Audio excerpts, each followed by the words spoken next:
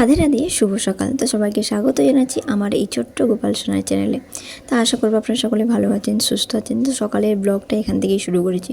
তো সকালবেলা গোপাল সোনাকে আরতি করে ভোগ লাগিয়ে তারপরে বাইরে একটু রোদ পড়েছে। তো আজকে রবিবার, যেহেতু ছুটির দিন, আমি বাড়িতে থাকি।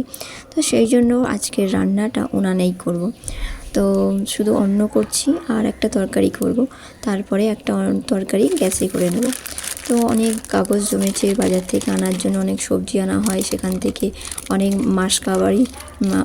মাসকাবারি হচ্ছে মুদিখানা বাজার করা হয়, সেখান থেকে অনেক প্লাস্টিক ও কাগজ জমেছে। তো সেইগুলো দিয়েই আমি একটা উনানেতে রান্না করে নিই সপ্তাহে একটা দিনে।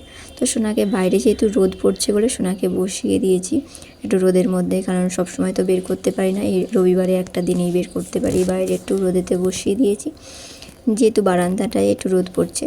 তো সোনাকে বসিয়ে দিয়ে এদিকে আমি উনানের রান্নাটা সেরে নেব। তো চলুন, আপনারা তো অনেক রান্না দেখেছেন, আজকে দেখুন আমরা দুজনে মিলে রান্না করছি। এখানে গোপাল সোনা বসে বসে দেখছে আমি কি করছি, কিভাবে রান্না করছি। তো বাইরেই উনানেতেই অন্নটা করে নিচ্ছি।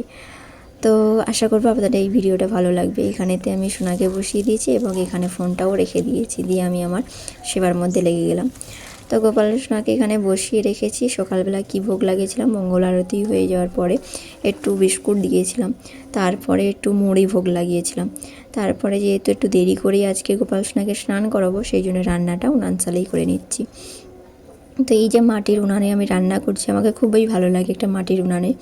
তো পাশে খুব সুন্দর একটা কীর্তন হচ্ছে, পাশে একটা যে মঠ রয়েছে জগন্নাথ মন্দিরে, তো সেখানে মূল বিগ্রহ হলো জগন্নাথ, বলদেব, সুভদ্রা, সুদর্শন।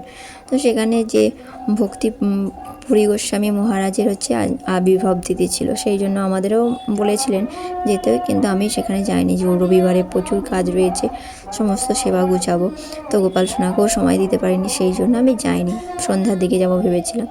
তো সকাল সকাল সমস্ত সেবা গুছিয়ে নিয়ে, কাচাকুচি রয়েছে, গোপাল সোনার শরীরটাগুলোও কাচতে হবে, তো সেগুলো কাচাকুচি করে নিয়ে তো আমি আগে রান্নাটা কমপ্লিট করব, তারপরে হচ্ছে সমস্ত কাচাকুচি করব। তো সেই জন্য কীর্তন শুনতে শুনতে আর এখানে গোপাল সোনাকে বসিয়ে রেখেছি, তার সাথে সাথে আমি রান্নাটাও কমপ্লিট করে নিচ্ছি। তো কেমন লাগলো আমার এই মাটির উনানটা অবশ্যই জানাবেন। আমার খুব পছন্দের উনানটা, আমি বাজার থেকে গোপাল সোনার জন্যই এনেছিলাম। তো সবাই বলছে বাইরে রান্না করবি, বাইরে রান্না করবি, চারদিকে খোলা আকাশের নিচে প্রবলেম হবে না। তো আমি বলেছিলাম না, এখানে শুধু অন্নটাই করব। তো সেই জন্য উনানেতে অন্নটা করে নিচ্ছি। তো কেমন লাগলো আমাদের এই ছোট্ট ভিডিওটা অবশ্যই কমেন্ট করে জানাবেন। আর কমেন্ট করে জানাবেন যে আমাদের গোপাল সোনার ভিডিওগুলো দেখতে আপনাদের কেমন লাগে। রাধে রাধে, নিতাই গৌর প্রেমানন্দে, হরি বল হরি বল। তো অন্যান্য দিনে নানান রকমের পদ বানিয়ে দেখানো হয়, আজকের অন্ন কীভাবে বানাচ্ছি সেটা দেখালাম। কেমন লাগলো অবশ্যই জানাবেন। রাধে রাধে।